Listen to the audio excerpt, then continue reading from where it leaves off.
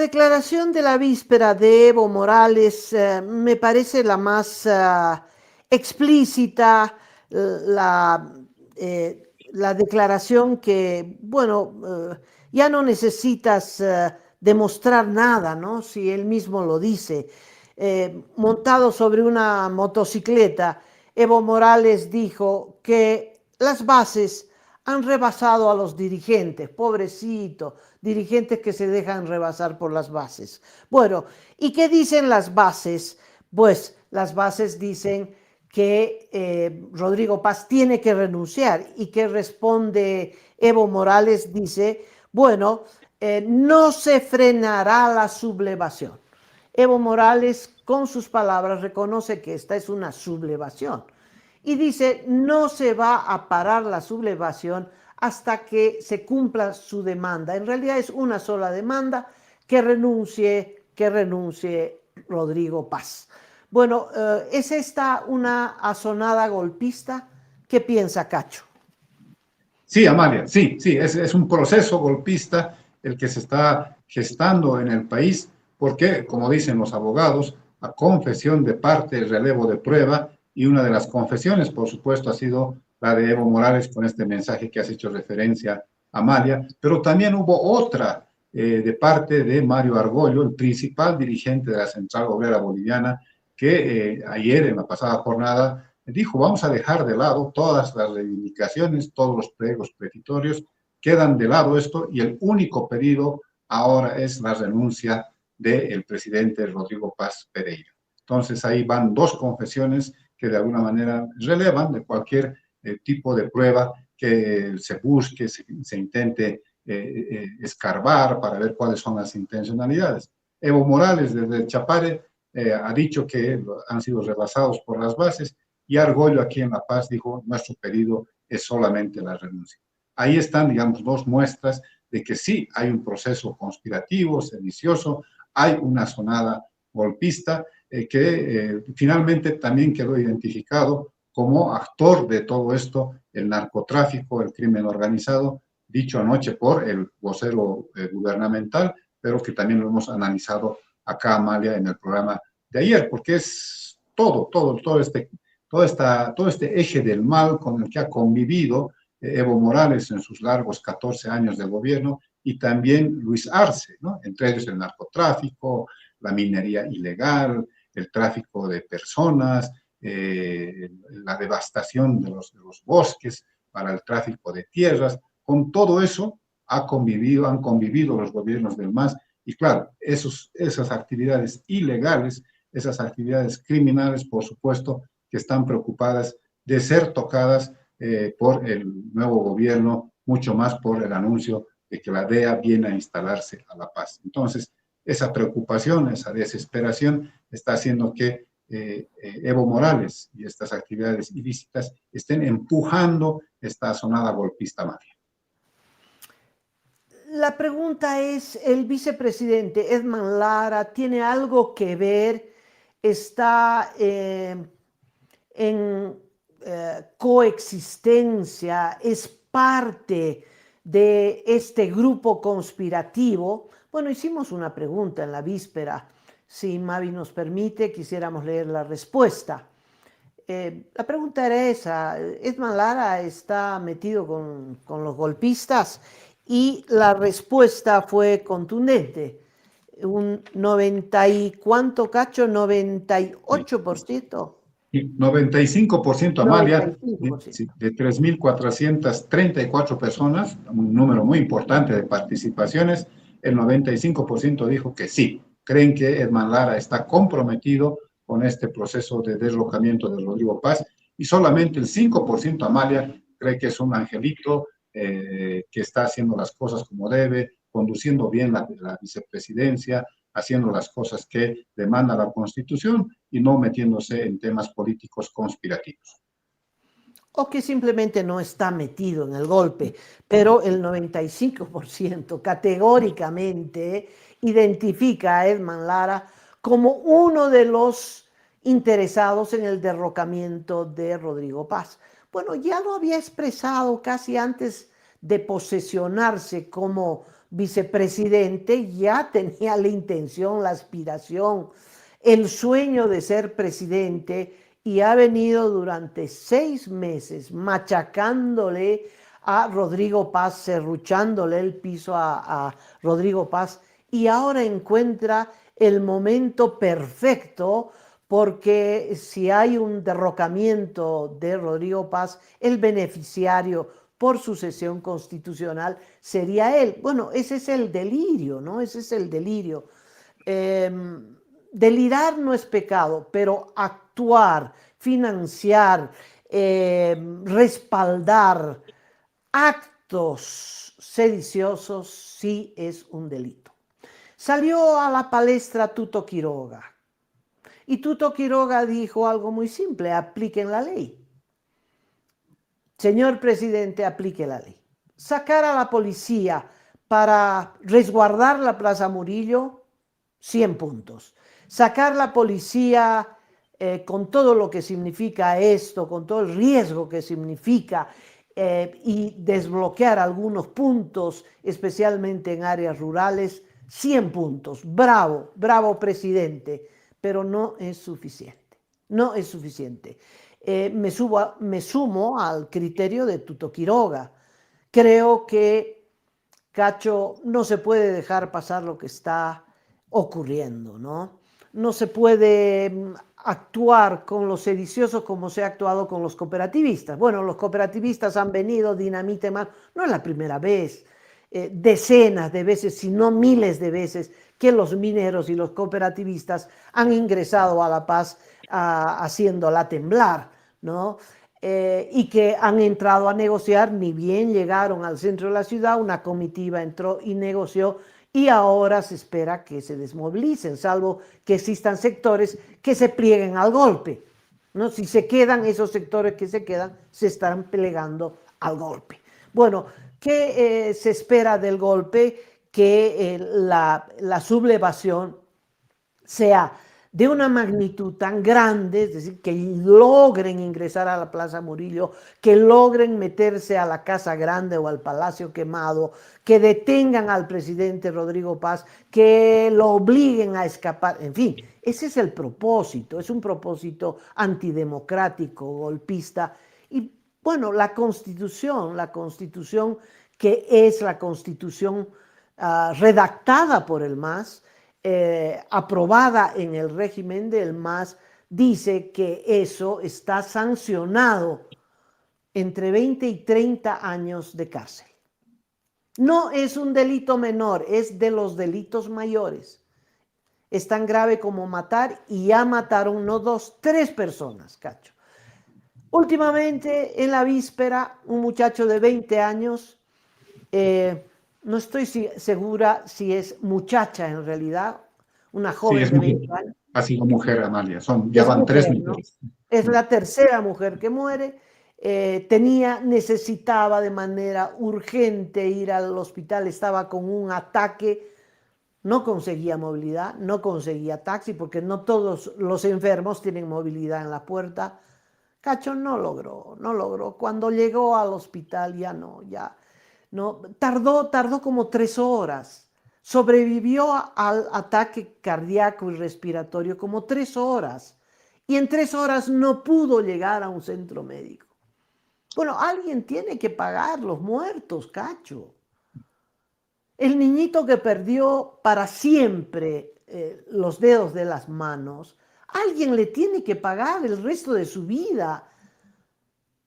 Bueno, ¿quién le va a pagar? Normalmente nadie. No es justo, no es justo. Tuto Quiroga dice que se aplique la ley. La ley es que si tú atentas contra el régimen democrático, Cacho, tienes que ir a la cárcel por sedición, por intento de golpe. ¿Cuándo fue el tanquetazo de Zúñiga, Cacho? ¿Tú te acuerdas? Sí, Amalia, 24 de junio de 2024 fue en ese momento en el que se produjo este hecho que nosotros lo catalogamos, ¿te acuerdas, Amalia? En una transmisión que hicimos contigo, con Carlos Valverde, el Zúñigazo. De labios de Amalia salió esta palabra que luego se volvió famosa, el Zúñigazo del 24 de junio de hace 2 años. Si un militar, comandante del ejército, aparece con una tanqueta en la Plaza Murillo. Bueno, me da risa porque, bueno, fue el intento de golpe más ridículo que hemos visto en la historia de Bolivia. Y chocó el tanque contra la puerta del Palacio Quemado, dobló las barras metálicas que protegen esa puerta y nada más. Cacho, está preso. Está preso.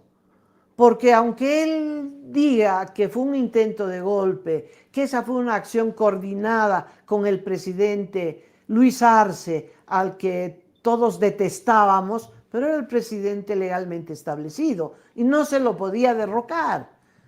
Era el presidente que llevó a cero las reservas monetarias y que obligó a los bolivianos a hacer colas de kilómetros y kilómetros durante semanas. Y sin embargo dijimos, no se lo puede derrocar porque es un presidente democráticamente, legalmente elegido. Hay que esperar las elecciones y esperamos las elecciones. Y Zúñiga está preso porque salió con una tanqueta a la Plaza Murillo, haciendo el ridículo desde el punto de vista militar. Pero esa tanqueta representaba una intención, la intención de derrocar a un presidente legalmente establecido. Si Zúñiga está preso, Cacho, estos muchachos tienen que ir presos. Están explícitamente pidiendo el derrocamiento de un gobierno legalmente establecido. Son muchos. Dicen, nosotros hemos votado y nos ha traicionado. ¡Ay, qué pena! ¡Qué pena que votaste! Yo no te llevé a votar, tú fuiste solito a votar. No sé quién te llevó a votar. Si estás decepcionado, qué pena. La próxima pensá mejor antes de votar. No puede, aunque sean muchos, Cacho, aunque uno vea esa muchedumbre, aunque uno vea toda la avenida Mariscal Santa Cruz llena y todo San Francisco lleno y toda la carretera y toda la autopista, el Alto La Paz llena de gente, igual son minoría. Igual son minoría, no pueden derrocar a un gobierno democráticamente electo. El voto popular es lo más sagrado, es lo que se respeta. El presidente se elige por 5 años, punto y fin. Nos guste o no nos guste. No nos gusta, bueno, tenemos un derecho al pataleo a media gestión. Los que están en desacuerdo pueden pedir un referéndum revocatorio. Se lo puede tumbar vía voto, pero no vía calle, no vía dinamitazo, no vía Evo Morales. Y el levantamiento, la sublevación contra un gobierno democráticamente electo tiene pena de cárcel. Hágame el favor, aplica la ley. Porque si no, tenemos, cada rato tenemos bloqueos pidiendo la renuncia del presidente. Pero aquí no solo es el pedido del presidente, porque uno puede pedir la renuncia del presidente porque uno está harto, uno está hasta aquí. Uno pide que renuncie el presidente por la razón que uno pide. Pero cuando uno, además de pedir, actúa, ¿no? Cuando, además de pedir, consigue armas, consigue plata, financia manifestantes, etcétera, etcétera, ya es un acto conspirativo, Cacho. Y eso no se puede permitir. Ahí yo creo que la mano generosa del presidente tiene que ponerla detrás de la espalda y tiene que aplicar la ley. La ley es la ley y hay un letrerito en todas las oficinas públicas que dice la ley es para todos. Bueno, quiero que sea la ley para todos. Amalia, a mí me corresponde complementar lo que estás analizando con lo siguiente, Amalia. Amigas y amigos, acá en el programa Último Momento hemos sido duros críticos de varios errores, de varios desaciertos del gobierno de Rodrigo Paz Pereira. Hemos criticado la enorme lentitud que tiene para resolver las cosas o para tener iniciativa política a nivel nacional. les voy a dar solamente un ejemplo. Mañana se cumple una semana del encuentro nacional que hubo en Cochabamba. Allá se anunció un paquete de leyes, ya es un anuncio reiterado, que se van a ir al Congreso, a la Asamblea Legislativa. Ha pasado una semana y ni una de esas leyes ha sido llevada al tratamiento legislativo del órgano que le corresponde hacer ese tipo de consideraciones. Hemos criticado el tema de la mala calidad de la gasolina. Amalia, ¿se acuerdan? Dijo, tiene que pagar estos yacimientos.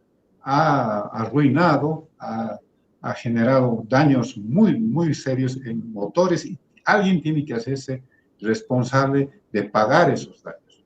Es más, acá en el programa les dimos la salida. Les dijimos, hay un seguro que es con Unibienes, y entonces apliquen ese seguro para resarcir los daños causados por la mala calidad de la gasolina.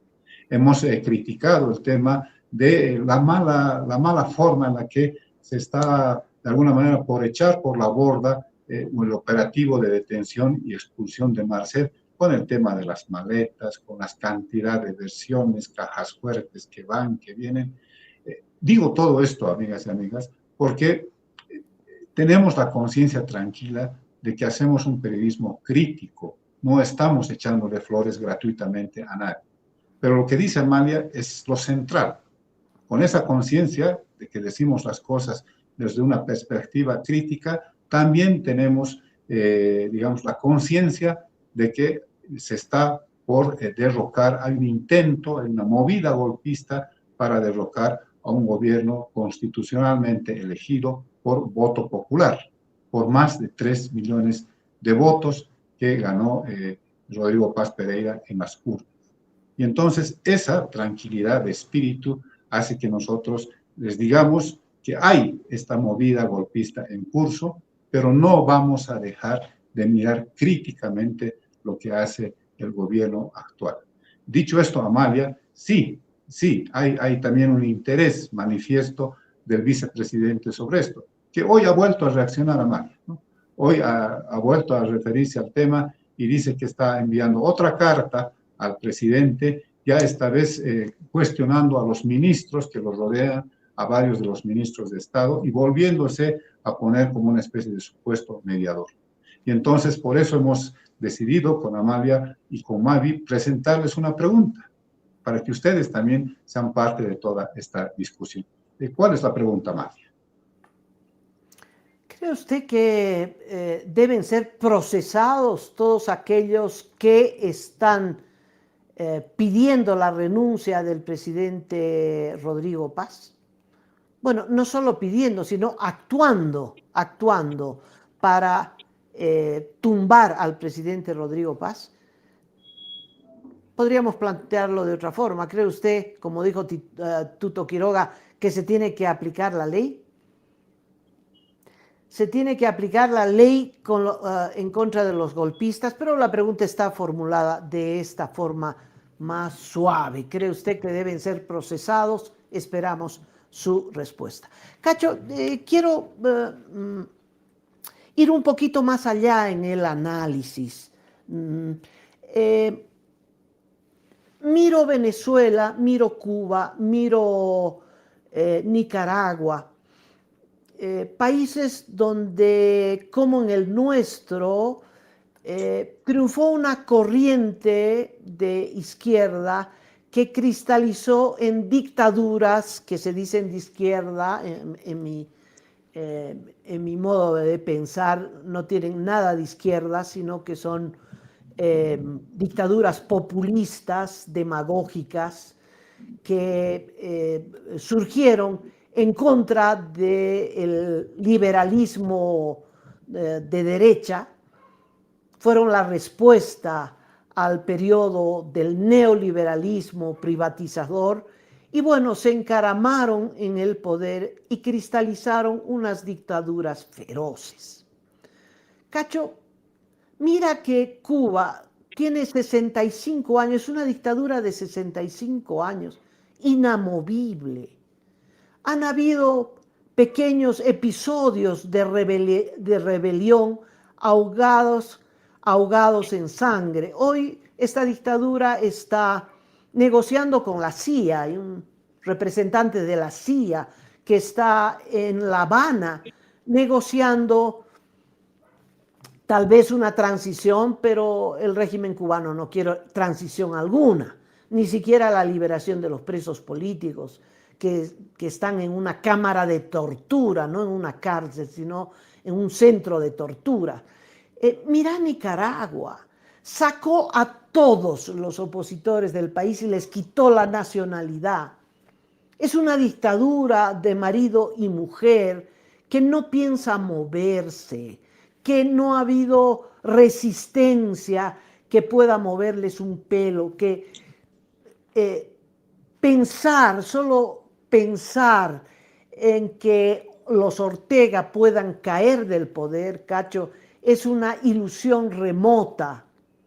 Y mira Venezuela, ha tenido que intervenir Estados Unidos, han tenido que intervenir con lo más sofisticado del armamento que tiene el país más poderoso del mundo a la cabeza de Trump para poder derrocar a Nicolás Maduro. Y el régimen continúa.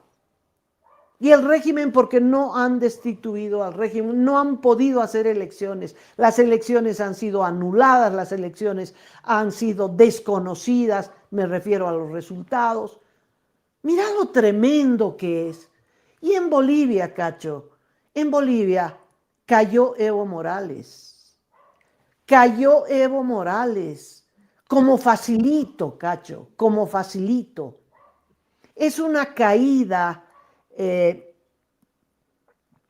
un proceso que está durando años. Nos estamos deshaciendo de ese régimen autocrático, de ese régimen, porque no es un gobierno, es un régimen que es mucho más allá de un gobierno. El gobierno solo es parte de un sistema de gobierno, de un sistema estructurado de cómo se accede al gobierno y de cómo se mantiene el gobierno.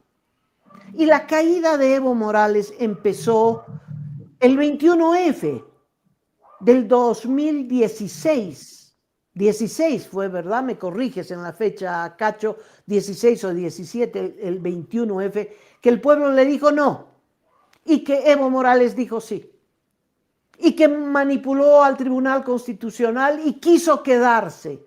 Y el 19 quiso quedarse y el pueblo votó en contra, no quería la segunda vuelta porque iba a perder, hizo premeditadamente un fraude electoral y porque había un fraude electoral el pueblo, las ciudades salieron a las calles porque había un intento de prorroguismo antidemocrático. La gente salió en defensa de la democracia porque Evo Morales era el símbolo de la antidemocracia.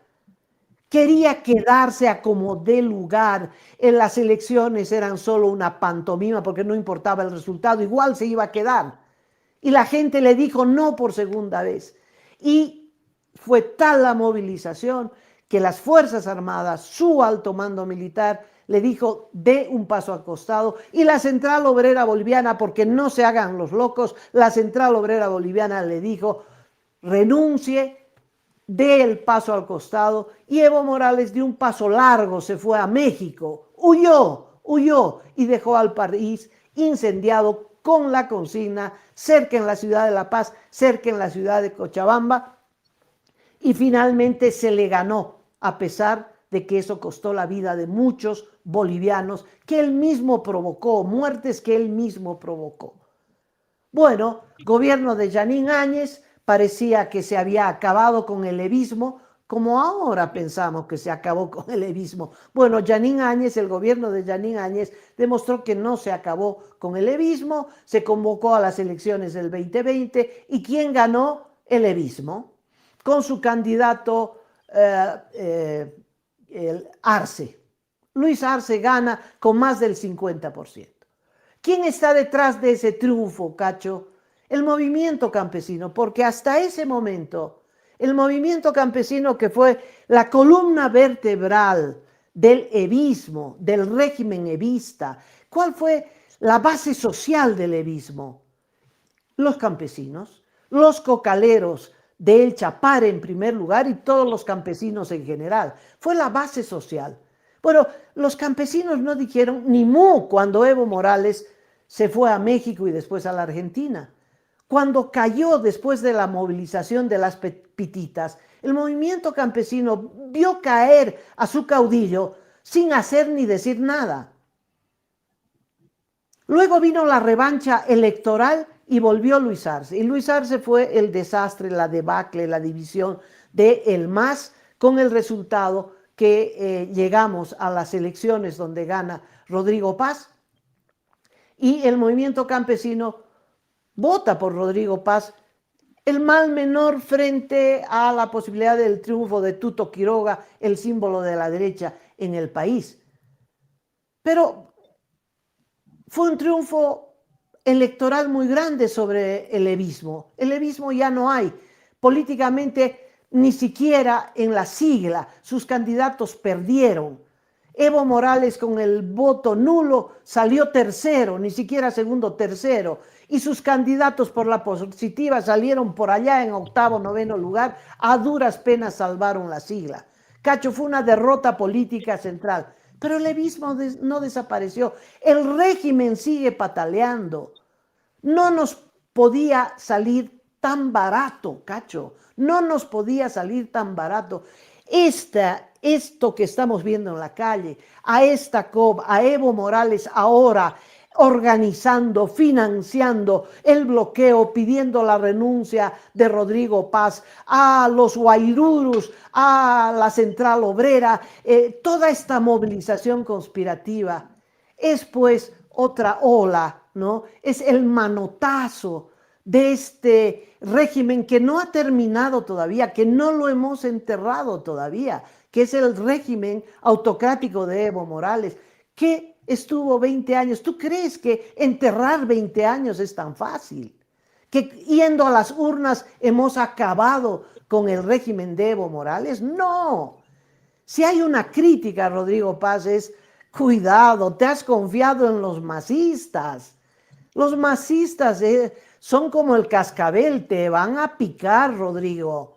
Y tú sigues apoyándote en los masistas. Grave error, porque quieren volver. Es un régimen que no ha sido herido de muerte, pero no está muerto, Cacho. Entonces, cuesta mucho deshacerse, sepultar, superar, en términos históricos, superar un régimen como el de Evo Morales, asentado en este populismo enraizado en el sector campesino. Porque no son los sectores citadinos que están en la calle pidiendo la renuncia de, aunque tienen razón, tienen gasolina sucia, tienen problemas, todos tenemos problemas, Cacho. 20 años que hemos acumulado problemas y que han estallado en el bolsillo del pueblo boliviano. Bueno, no, pero no son las ciudades, es el campo que quiere la revancha.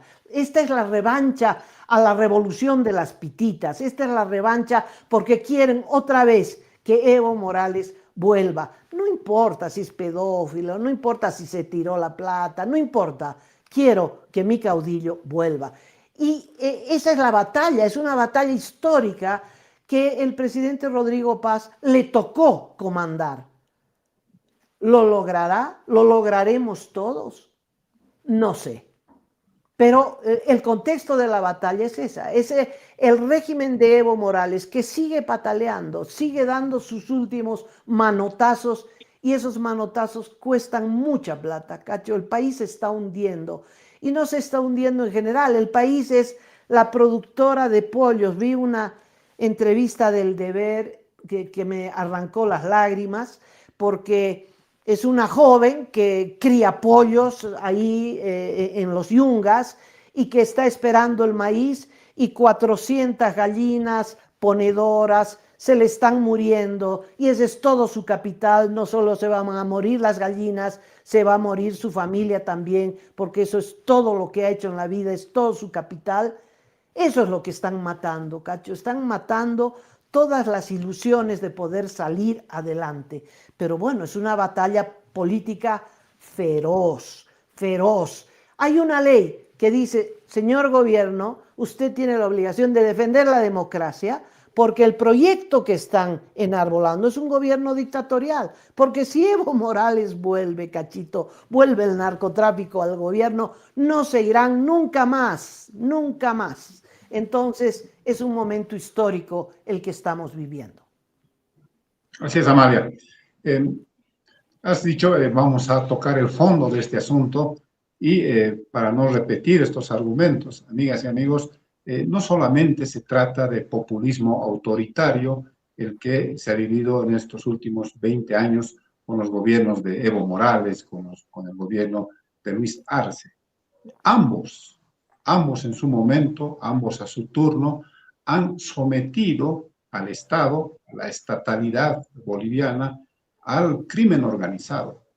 No se trataba, por tanto, solamente de una cuestión ideológica de establecer un modelo de Estado que finalmente ha fracasado, sino se ha convivido, se ha tenido una ligación estrecha con lo más execrable de la actividad ilícita a nivel global, narcotráfico. Acá, amigas y amigos, están reinando los carteles mexicanos, colombianos, brasileños. Estos gobiernos les han abierto las puertas, les han dado pase libre para que hagan de Bolivia su centro de operaciones. Si no, no se entiende cómo Marcet tuvo tantos años este reinado del narcotráfico, recibiendo la cocaína del trópico cochabambino y él distribuyéndola al mundo. Semejante negocio multimillonario solamente se puede entender por esta ligazón decidida por los gobiernos del MAS para cobijar al narcotráfico, también para cobijar a la minería ilegal, para cobijar al contrabando. O sea, el contrabando, amigas y amigos, ha tomado carta de ciudadanía en estos últimos 20 años en los gobiernos de Evo Morales y de Luis Arce. Se ha traficado incluso hasta con los combustibles. Bot Trading no solamente nació para hacer negocios con los contratos, nació también para hacer inmensas, multimillonarias ganancias con el contrabando de los combustibles. Le caen a todo, le han caído a todo, amigas y amigos, le han caído a todo, a la trata de personas, a la trata de ácido de cianuro, de estos elementos que se utilizan para la minería ilegal, le han caído al contrabando, le han caído al tráfico de los combustibles, de carburantes, le han caído a todo, al litio, al litio. No, realmente esto es gravísimo. Entonces, no solamente es una visión ideológica sostenida, además a nivel internacional, por estos países del socialismo del siglo XXI, que cada vez encuentran menos posibilidades de sostenerse a nivel internacional, sino que ha sometido a la institucionalidad, a la estatalidad boliviana, al crimen organizado de manera global. Y entonces, claro, por eso es que se entiende esta reacción virulenta de parte de Evo Morales y de estos tentáculos que lo abrazan, que lo cobijan, que saben que con él la cosa es distinta. Con él sí tienen carta blanca para que estas actividades se consoliden, se enraícen y finalmente tomen presos a la población del país. Esta mañana, en Radio Causacho Unpoca, despotricó Evo Morales. Se ha sentido verdaderamente tocado por esto que hemos señalado ayer en el programa y que fue refrendado anoche por el vocero gubernamental. Recordó, por ejemplo, los vínculos del narcotráfico que tuvo el padre del actual presidente, hablamos de Jaime Paz Zamora, se retrotrayó hasta la década del 80 para decir que los principales narcovinculados han sido los gobernantes de ese entonces. En esa reacción uno puede notar, ¿no?, lo tocado que está, porque parece que hemos dado en la tecla. Este esta ligazón tan íntima que han tenido los gobiernos del MAS con el eje del mal, narcotráfico, minería ilegal, devastación de los bosques y las praderas para el tráfico de tierras, todo lo que hemos venido explicando durante tanto tiempo con Amalia. Así que, solamente para complementar, es una batalla que todavía hay que darla, estamos en un momento en el que hay que derrotar también a este modelo estatal fracasado vinculado con el crimen organizado, también en las calles. Y quien tiene que conducir eso, en términos ya de la legalidad que le manda la Constitución, por supuesto que es el gobierno de Rodrigo Paz Pereira. En el próximo sector estaremos hablando del impacto económico de la crisis política